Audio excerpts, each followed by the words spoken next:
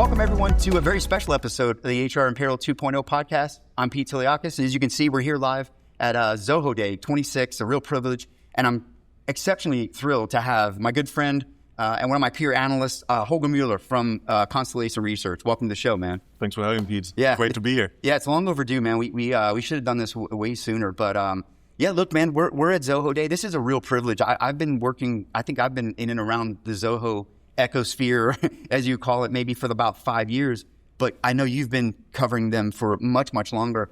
And I thought about this morning, 30 years, right? They're 30 years old. Right. They're a millennial. Yeah, exactly. Zoho is a millennial. Yeah.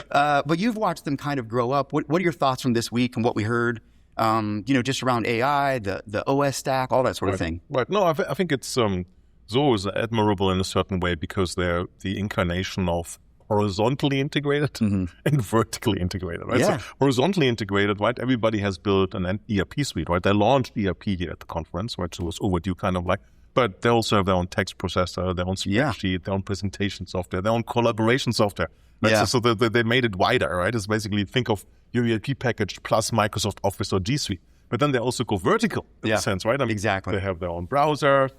Advar or something is a WhatsApp competitor on the consumer side, right? Right. They showed us their first rack. They're building their own hardware. They run their own cloud.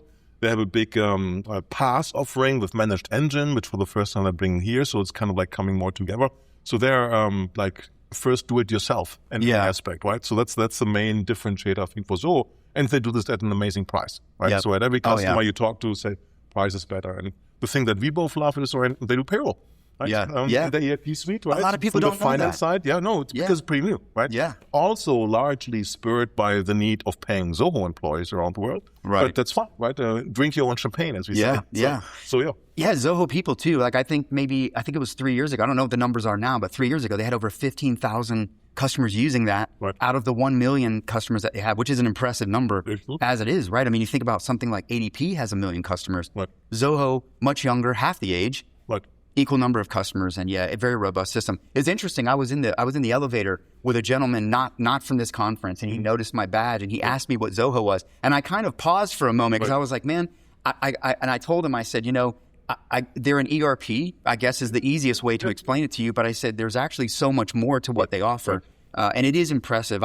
I mean, candidly, everyone probably knows Zoho is a sponsor of our show, keeps us ad free. We love that. We're so proud of that. But I don't know if people know this, but I'm an independent analyst, and I have 3 business entities, and I use Zoho to actually run all of those entities. Good. And I have to agree with you. There's so much value in what they offer for the capability, and again, the price. It's just it's interesting. And Drinking your own champagne. Yeah, exactly. Yeah, and I think what's the Greek analogy? Come on, you have a Greek background. A Greek analogy? Yeah, I don't know. You have the dog food thing, right? What's the Greek thing? Believe it or not, we have good wine in Greece. Yeah, making your own spinakopeika or something. Eating your own baklava, Your own baklava, Make and eat your own baklava. Yeah, but I mean, I think what's interesting is like, one of the problems I think a lot of these mid-market solutions have is that they matriculate their customers after they mature, whereas it seems to me like Zoho tends to hang on to those customers and mature with them. Much differently. It's a business model. Often sign up for free, convert them to paying customers, keep them, have them renew, right? So we saw that the strategy officer who showed that surprise, the trick of Zoho, right? Exactly. Freemium model to paid model to keep the customer happy. Right? Yeah. And then there's so much upsell, right? I mean, totally. Think about all the upsell possibilities. Yeah, like you said, you can go wider. If you set on your enterprise automation, well, how about getting a cheaper office package? Mail is part of it too, right? Yeah, yeah. What are your thoughts on, I mean, you and I spend a lot of time in the HR world, and I want to talk about that, but I also want to talk about, you get around a lot of big tech that I don't get around. I want to share on that as well. But one of the things that I think is very, very differentiated about Zoho is their culture and the way that they've approached treating society, treating their people, treating their customers, more importantly. Do you think that has, what are your thoughts on that, like from a cultural perspective, how that becomes indicative in the technology that they put out? Yeah, I think it's a unique culture, right? When you put employees first, right? Yeah. When you build everything internally with employees, you don't hire people from the outside, you don't acquire, everything's organic. Yep. Right? You know what matters to an employee is that, hey, my employer has my back. The skills need to change, but I get trained, I'm relevant, I'm part of the overall team, no matter what happens, right? And if you look like, since I know Zoho, the executive team has not changed. No, it hasn't, yeah. A lot of them have grown up to a certain point, right, from the outside in, but as long as they speak to us, they get free outside in, right? But we have very strong culture. I spoke to a recent person who just joined, and said, yeah, I always admired the culture from the outside.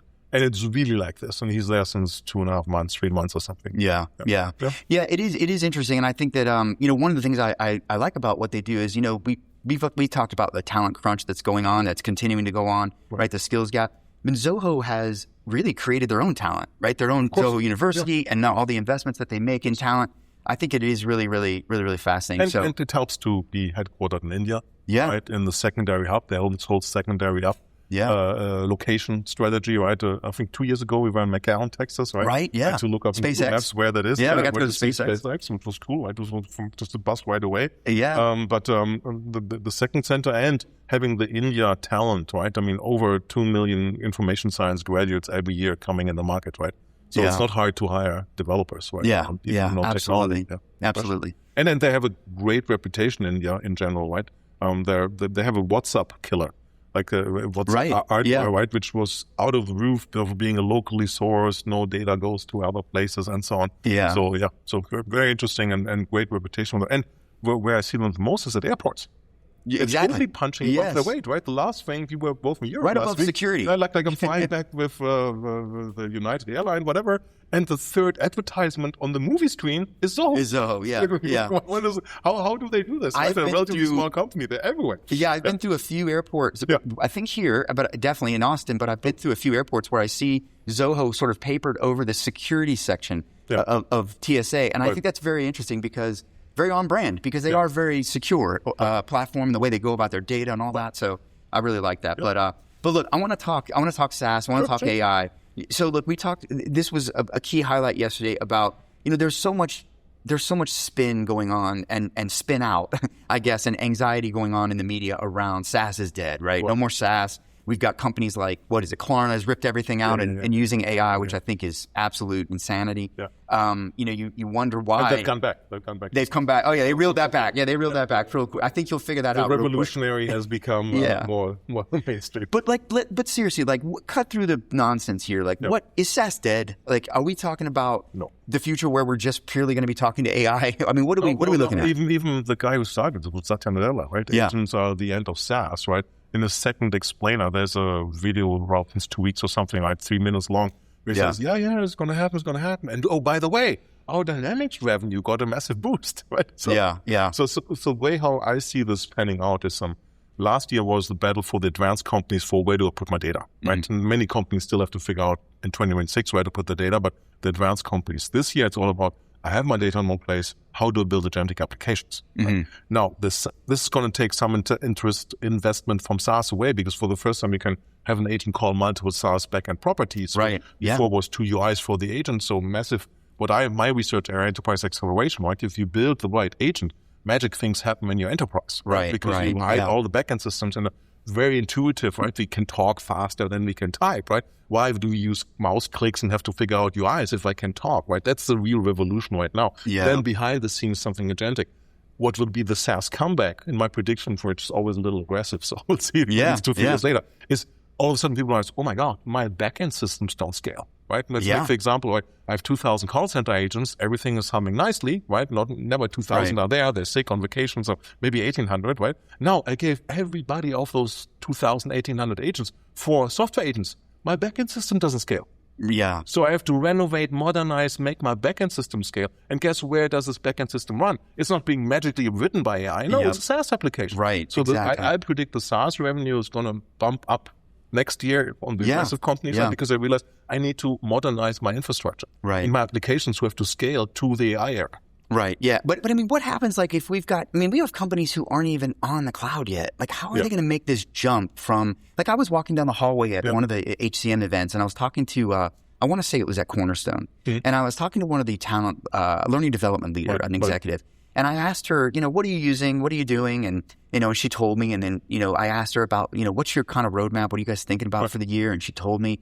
And then I said, what do you use for core HR? And she smiled, and I already knew the answer, right? And I won't say the name, but it was an on-prem solution. On-prem solution we all know of. And I said, I kind of looked at her, and it was almost like we spoke without speaking, that she knew they weren't doing any of that.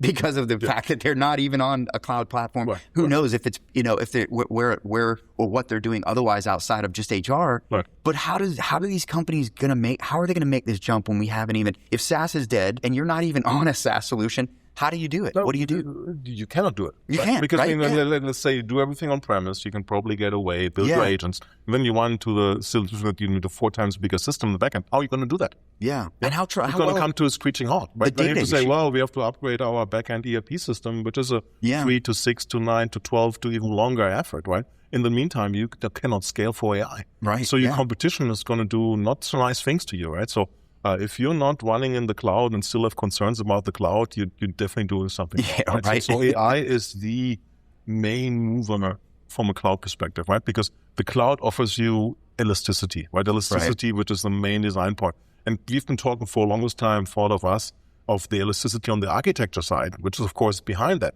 But it's also elasticity on the commercial side, which you need to negotiate, right? So you only pay for what you use, right? And that's the mental switch which companies have to do, people have to do, especially also in the agent area. Before I start an agent, just for having an agent, I have to figure out what does it cost me to run the agent. Yeah. So I like this way, like the original pricing from Salesforce. Now everybody's got consumption, which is more complicated, right? $2 to get an agent, right? Yeah. So for trying it, fine, I can start 100 agents and pay for it, right? To figure out how it works for my learning, right? But I have to think inherently in enterprise for the value. Does this agent create more than $2 of value? Right. Otherwise, I shouldn't build it. It's right? not worth There's it. other technology for that, or maybe it cannot be automated, right? Yeah. Maybe agents are the wrong solution. Agents are not the solution for everything. They're not. Can you believe it? No. You heard it here first, right? Everyone wants an agent. Everyone wants an agent. You heard it here first. Agents I want one are at not home. everything. I want one at home. I need so many agents, man. Yeah, I know. So, but just thinking about that, right? I mean, like if we think about SaaS, I mean, what do you think company, like one of the things I notice about ERP now, or even just any platform, HR, we're talking about it, the all-in-one is back in style. It's like we went away from we're leaving best of breed phase again. Yeah. Now we're going back to all-in-one, which I think is purely, or not purely, but largely about the data issue that you just talked about, the integration thing. But what are your thoughts on that? Like, is that good? I think that's good, but what are your thoughts on it kind of coming back that way? Yeah, great point. I mean, the history of enterprise software is the yin and yang of best of breed versus suite, right? And every time there's a stop of innovation, of new things happening, the suites catch up to best of breed. And the suites will never be good as best of breed. But if they get between 60 to 80% of the capability, guess what? In the overall suite, they're more interested, right? So the golden rule in enterprise software so far, maybe agents will change it, right? Who knows? Is in the long run, suites always win. And why is that? Because enterprises don't want to be integrators of different packages. Exactly. Right? Because you shoulder the system integrator risk. Yes, you might pay a system integrator to connect a Workday to an SAP Finance, to an Oracle manufacturing or whatever, right? But at some point, that system integrator is gone. And guess these guys are updating their solutions even faster. So you become the system integrator of your own automation landscape, which does not bite well for the cost of it and for the reliability of that and for the overall, back to enterprise acceleration, speed and agility of your enterprise. Right, exactly. And this comes back, like I was saying, last year was the year of data lakehouse, right? Somebody who had 3 different ERP packages, right? Name whatever you want. Yeah.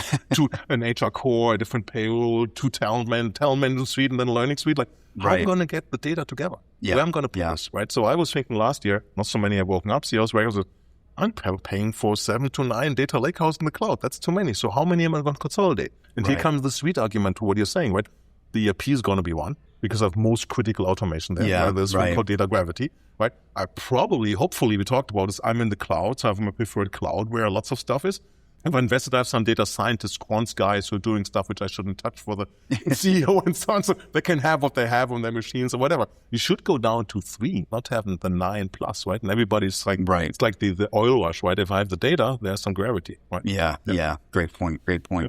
So, and suites win, right? Yeah. So that's what it knows. Yeah, it's definitely in vogue. And at first it seemed like it was just down market, but now I'm seeing it so much more even up market. Out of vogue. Yeah. Right? I mean, maybe you have the German advantage of growing up in R2 mainframe days, right? Everybody wanted the best thing. Dating myself, right? But R2 was that integrated. That was the vision of the SC5, SC2 founders in the 70s, who originally were working at IBM and saying, look, we're integrating the same thing all the time. So why don't we build a larger finance and so on suite for everything integrated with R for real time with some technology because R is fine, right? So suites have been winning since the 70s. Yeah, by software. Agreed. Yeah, it's interesting, and I think that you mentioned that point about integrations. Obviously, I study payroll a lot. I study HCM a ton, benefits, all these sort of things. Yep. And one of the things that I find is that a lot of organizations that actually even perceive that they're mature, actually end up, when you start to unpack it, you find gaps in integration. Actually, and it's the Achilles heel for a lot of these enterprises, I think, with their systems, right, of not being able to get the ROI out of it probably because of integrations in a lot of cases. Yeah, and it's amazing how long you can run with having any decent integration. Yeah. Right? So kind of top vendors, right? So SAP, right, under Bill McDermott was tasked to build cloud revenue. So they bought a bunch of cloud properties. Yeah. They never integrated them, right? The first thing as a client when he became CEO was from the customers, your stuff is not integrated. Like, where were those customers complaining about SAP? I mean, it's fine to buy something from the outside. It's possible, but you have to integrate it. If you don't have any good integration, so you spent 1 year basically on us listening to and building integration. Now they don't talk so much about integration anymore, because the interesting new way of integration is that you put everything in the data lake. And integration becomes not a call this API, have the right credentials, latency, what does it cost me? No, it's a SQL statement. Yeah. It's a SQL statement. Of course, you have to, and that's the other interesting, because the technology has a bad rap is because big data left it. But big data failed because we all talked about the V's, right? Volume, velocity, veracity, whatever, right? Humans never had a chance to the capability of big data to store a lot of stuff, right? This is why it got a bad rap, right? There's also an open source story we can talk another time. But now with AI, you can make sure that what's in the data lake is clean, cleansed, deduped, normalized, catalogized, and so on. So AI gives you the backup to stay on top of your data for the first time, thank God again. And once you're on top of your data, you can do wonderful things in data parts. Right. Yeah. Will every business need a data lake at some point? Oh, yeah. For all of their data? I have no doubt. Right? We could debate if it's how it's persisted and which format and so on, right? But there is an innate synergy at 2 + 2 is 5 of bringing data together because of the historic integration thing, right? We live in the era of infinite computing, right? Yeah. So there's 5 layers to it, right? One of the layers is infinite connectivity, right? I mean, in the 90s, university professors at Fraunhofer, even in the lab, we can't do video transmission for 1 meter, right? And now you walk through airports and people are doing FaceTime, all fine, right? So if you take infinite connectivity for granted, right? On top of that comes infinite insights, right? That's what Yahoo originally spearheaded with Hadoop, right? They had the problem of doing advertisement, right? So Peter Liakos wants to advertise this show, right?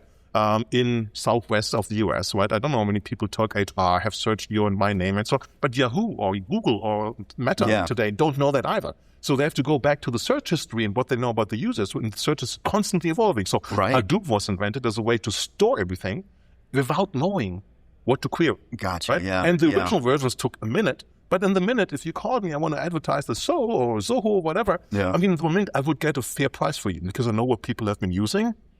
They're going to do the same thing. Maybe some advertise more. I tell you that too. But I get you a fair price because otherwise you pay too much. You're not going to come back. I pay too little. I lose my stuff, right? So that's what Hadoop and Infinite Insights. That's what powers data lakes, basically. Right. Yeah? On top of that is what we hear all the time now, right? Infinite compute, right? We're in the compute land. I need more compute to build the AI on top of that, right? And then comes infinite machine learning on top of that because we don't care anymore how much machine learning I get here, I get AI free, I get there. So we don't even care how much machine learning we consume. That's what we still have to get to.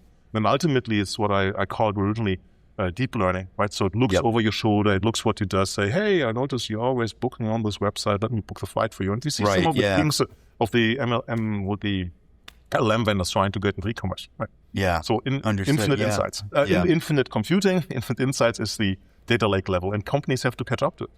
Yeah, absolutely. What are your thoughts on just like where HCM is right now, just in terms of its, like we've seen a lot of good use cases. We're starting to see a little bit of orchestration. That's what I'm excited about as a practitioner, seeing things get strung together, seeing things work. Like, for example, I complain a lot about leave administration. Leave administration has historically not entirely resided in the HR system. A lot of times it could be facility systems, it could be building access, other things. Those things don't historically talk to each other and work together, and then it becomes almost a scavenger hunt for the employee. And I would say the same thing is probably true for the practitioner of HR, payroll, any of that. There's a lot of sort of weaving things together themselves manually. But now we're getting this promise of orchestration. But like, what are your thoughts on that? What do you think we are from an HCM perspective, mature-wise, and like, are we on the right path, or do you think that the HCM community should be taking a different path?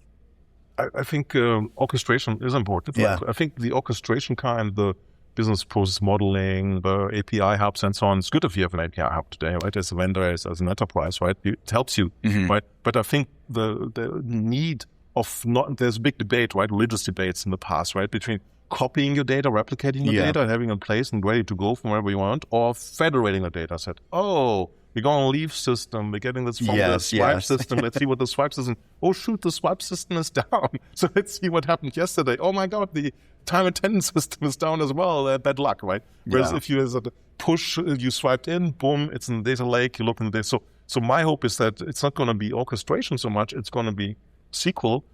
By agents, by people doing stuff. So I do have the right to create a data lake for the time and attendance when Pete and Holger showed up or not. I don't care where it came from. I don't care where like if they did it on their phone or whatever.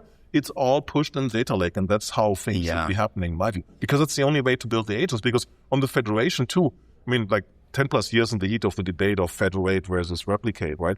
I mean, if you query the same information 3 times, it's more expensive to query because of network, access, the compute, and so on, the system, right? And not even to mention downtime. It's like a stack of costs. Right. And something like in HR, the employee master, you need all the time, right? So why query that all the time out of a system where someone's saying, "Whoa, we have all this HR." The employee master things, and that's the easy parts. Right. Oh, because people build agents, and every time you validate, is this your correct address? Boom. Is this still your bank account? Boom. So somebody can't violate the agent. So totally. So I think the flat data lake, bring all your data, mandate all your systems to go in there is the right strategy. What are your thoughts on all the HCMs? Honestly, every system now really fighting for that being the front door, right? We talked about this a little bit. Do you think HCM is going to win that, or do you think it's going to be something else? I think HCM has a shot. And you're absolutely right. There's a fight for the front door. Right? ServiceNow is going right after it, right? Absolutely. But another golden rule of enterprise software is that if you lose the eyes and the clicks or the keyboard typing of the users, you lose in the long run on the modernization. Because of the innate nature of how our brain works, that we live in the physical world, right? I can't reach you, right? You don't even flinch, right? You know that right away. But if we don't see it, we don't think there's value. Right. So the battle for the front door, who's going to be the entry point for an agent, right? And you don't want to have like a situation like with co-pilots where you have 50 co-pilots just use Office, right? I mean, go crazy as a user, right? That's not the solution to have so many different places. More agents to use than apps to use. Something went wrong, right? So we'll see the aggregation. And whoever has the front door has a lot of power. And what is exciting from my perspective is like, not much work happens in the HR application, except for the HR professionals, but for the normal user. It's quite reactive. We actually want someone we both know well, like Mike Edmonds said, like, the less time I spent in HR, the better it's for the company, right? Because nobody gets paid for doing HR, right?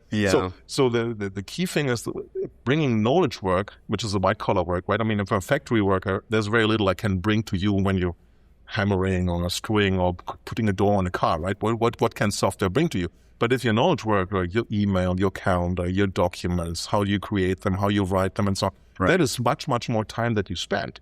So you want to bring that together with the little bit of time and attendance, HR. Oh, by the way, I saw your 50 minutes break in your schedule. Shouldn't you do the certification, which you always wanted for your skilling?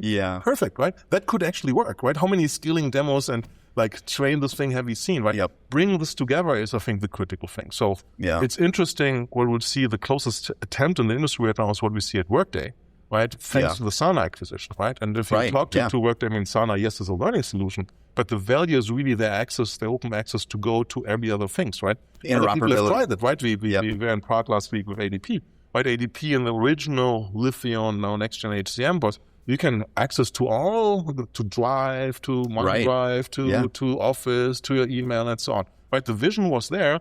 Let's see how it implements. But because the problem is, again, siloed information. And what I'm worried a little bit about on the HCM vendors, nothing happens in the real world if it happens HCM, right? You want payroll, nobody gets paid. You put your time and attendance in, people don't show up on shift, right? So HCM needs the rest of the enterprise value creation to see, yes, Pete and Holger did a good podcast. We saw it on the views, not just because it clocked in, clocked out at the podcast here in Austin, right?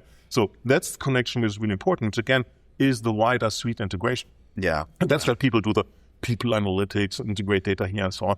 That data exists in these systems of record which do the value creation of the enterprise, and you have to insert the HCM piece there. Absolutely. People piece there. So look, we talked about this offline, and I've thought about this for a long time, but I really think that there is something to be said for edge computing to benefit payroll time, and maybe even multiple use cases that I could apply it to HR. But what are your thoughts on that? First, maybe you could explain. You're much more technically driven than I am, or educated, I would say. What is edge computing, and what are your thoughts on that to be able to maybe make an impact on HR and payroll? Yeah, edge computing is interesting technology. So you do things at the edge, wherever the edge is, right? If the edge is a little sensor, if the edge is a smartphone. By the way, I'm totally ready, right? So I have like 3 smartphones with me.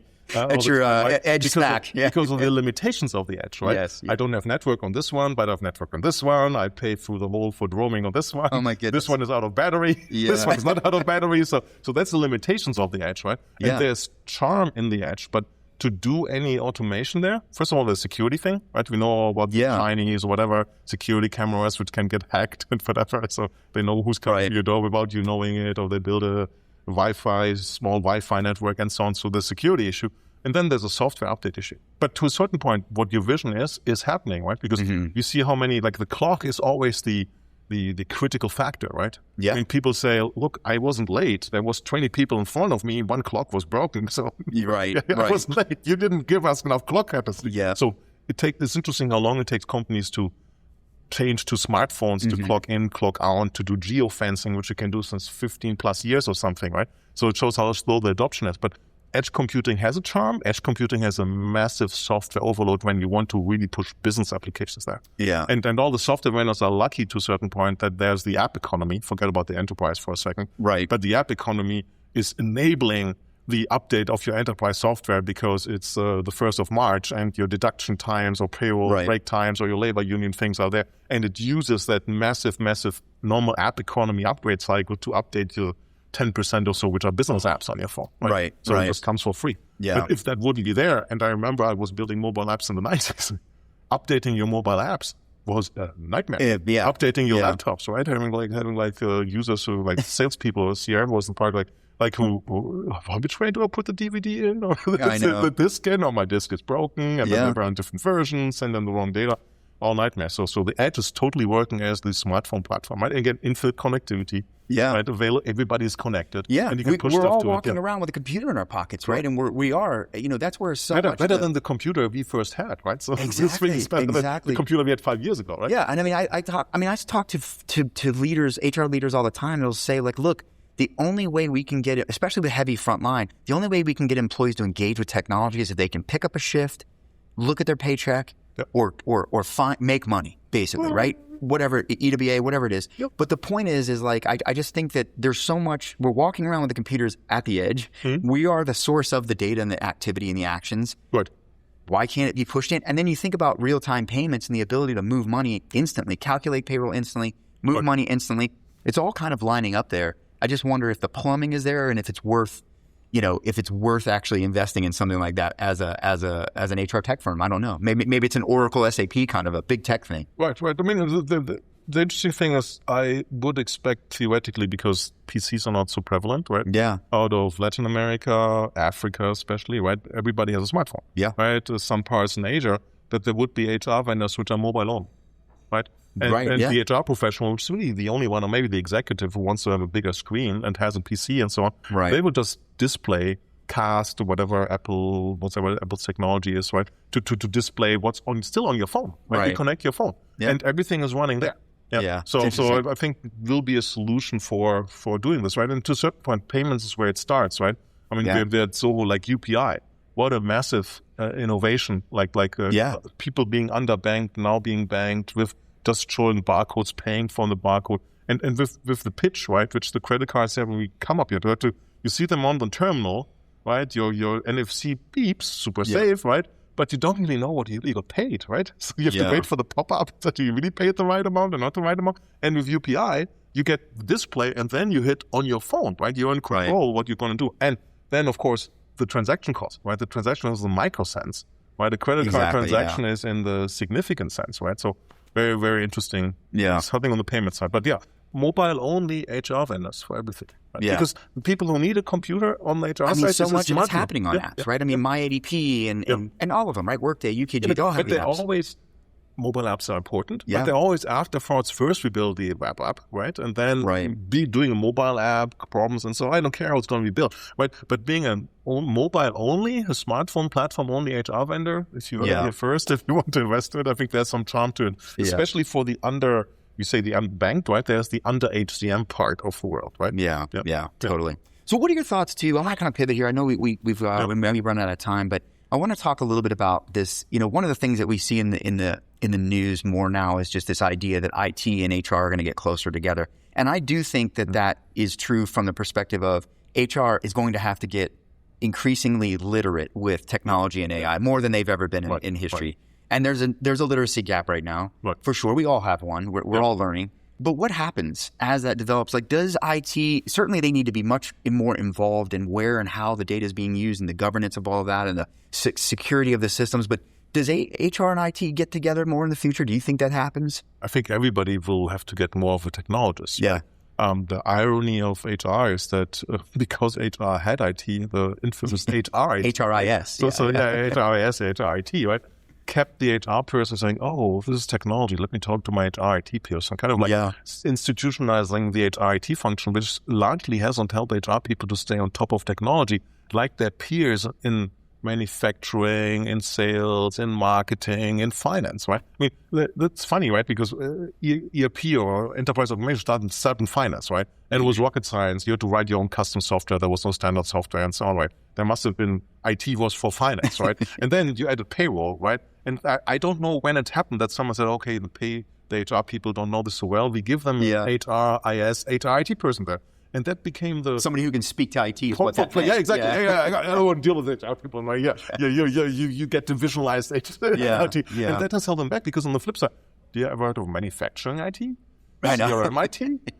No, it does not exist, right? So everybody else. We're one of the few departments that seems to need their own specialized systems. Everybody else can use the ERP. HR always had to have their own special system. CRM guys would argue with this, right? Yeah. The manufacturing guys would have their own system. So everybody wants their own systems, but everybody is literate, right? And the downside, and I love HR people, don't understand me, is that with not knowing technology, there comes this uncertainty and not readiness to take risks. Mm-hmm. Yeah. So which does not help, right? And then comes the unfortunate thing on top of that of course compliance is important. And compliance is always the escape corner for the HR professional and said, let's think about compliance first. Right? Or the enterprise wants to do something innovative, right? I really will, and they'll go, did you talk to the HR person? So HR has to become technology literate, and has to come out of the compliance corner. Yeah, absolutely. So I want to talk to you one more time, or come back to AI a little bit more. I want to ask you about one of the things I get asked a ton by buyers, by vendors, is just what's going to happen with SaaS pricing. What should we be doing with our AI pricing? Should it be free? Should it be an add-on? You know, we've got Workday doing flex credits. I think there's some talks of maybe we're going to have some volume-based usage sort of stuff coming because, look, if seats presumably go down, heads go down, there's not going to be as much SaaS licensing. What are your thoughts on that? Like, where do you think that's heading? Yeah, more agents, right? So in the long run, I think it has to be, like we always say, it's utility computing, right? I mean, if you think about utilities, water, power, and so on, right? They're all more or less cost plus. Yeah. Right? So there's the electricity commission every state, right? Which looks like how much will they pay, and then there's some skewing and want them to do green stuff and so on. But basically, you know what it costs. You don't want these guys to go out of business, right? And there's a value that they provide, and they get a premium. And I think the same thing is where cloud utility computing is going to go. So the negotiation is going to be, I know that you're running us on AWS. I can ask AWS how much it costs, right? Or it costs myself. Now it comes to the value you create on top of that, right? And it's going to be a very hard conversation, right? Because how much did you build last year? Did the value for me go up or down, right? So it has to be negotiated. So the software vendors don't necessarily want to do this.